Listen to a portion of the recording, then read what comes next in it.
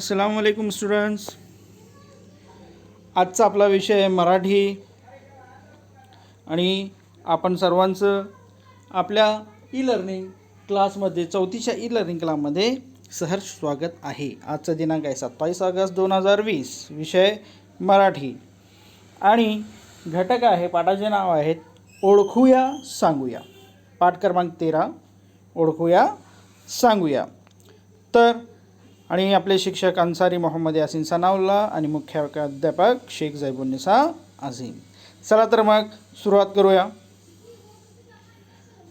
घटक पाठ क्रमांक 13 ओळखूया सांगूया.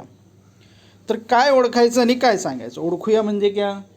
पहचानो और बताओ. बघा इथं काही पिक्चर दिसत आहेत, फोटोज दिसत आहेत. फोटोजमध्ये वेगवेगळे फोटो, 4 वेगवेगळे फोटो आहेत आणि आपल्याला सांगितलं आहे की चित्रे पहा, ओळखा, वाक्य सांगा, वाक्य लिहा. यानी क्या कि तस्वीर देखो, पहचानो, जुमले बोलो, जुमले बनाओ और फिर जुमलों को लिखो. वाक्य यानी क्या? जुमले. जुमले यानी लिखो. ठीक है, तो चलिए एक एक तस्वीर को लेकर हम लोग इसकी सुरुवात करते हैं. एक एक चित्र घेऊया आणि त्याबद्दल ओळखूया त्यात काय आहे आणि मग लिहूया.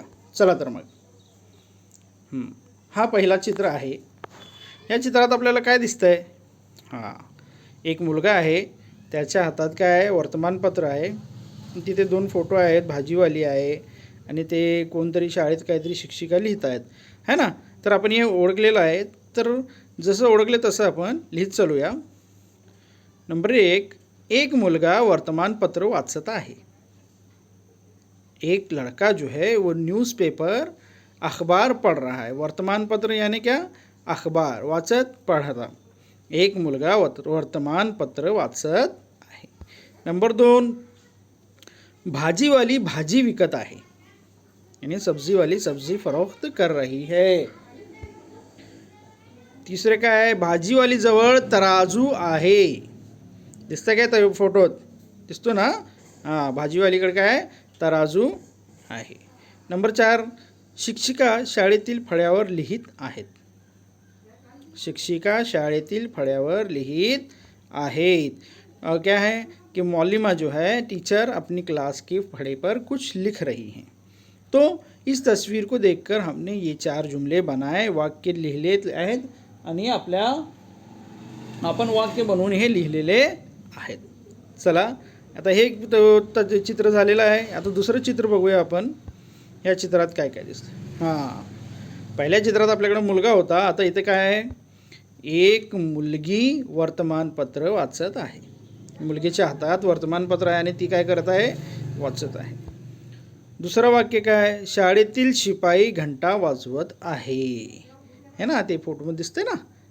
ते चित्रात दिसतंय बघा. ते हातात घ्या, त्यांची घंटा वाजवायचं ते साधन आहे आणि ते काय करतात? शाळेतील शिपाई. घंटा कुणी वाजवत आहे? शिपाई. शाळेतील शिपाई वाजवत आहे ना. जो स्कूल के प्यून होते हैं, खालामा होते हैं, वही घंटी बजाते हैं स्कूल की. तर शाळेतील शिपाई घंटा वाजवत आहे. दुसरं वाक्य काय आहे? शिपाईने पांढरी टोपी घातली आहे. देखिए वो जो सिपाही हैं उनके सर में सफ़ेद कलर की टोपी है.